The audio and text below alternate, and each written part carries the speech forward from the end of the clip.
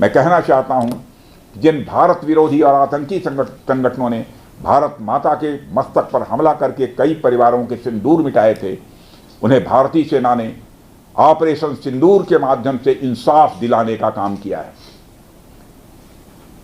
और इसके लिए आज सारा देश भारतीय सेनाओं का अभिनंदन कर रहा है।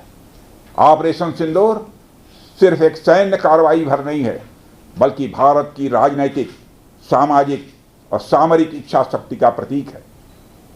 यह ऑपरेशन आतंकवाद के खिलाफ भारत की दृढ़ इच्छा शक्ति का और सैन्य शक्ति की क्षमता और संकल्प शक्ति का भी प्रदर्शन है।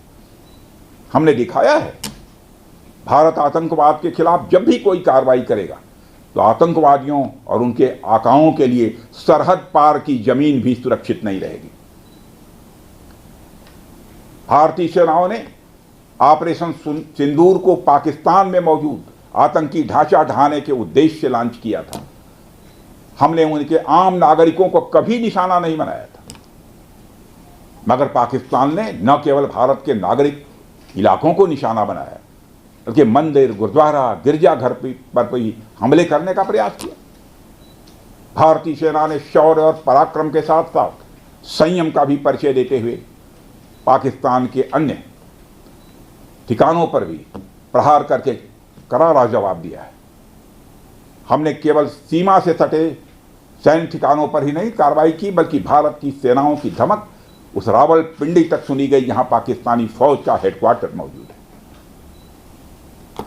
मित्रों, भारत में आतंकवादी घटनाएं करने और कराने का क्या अंजाम होता है, यह पूरे विश्व ने उरी की घटना के बाद देखा, जब हमारी सेना ने पाकिस्तान में घुसकर सर्जिकल स्ट्राइक की।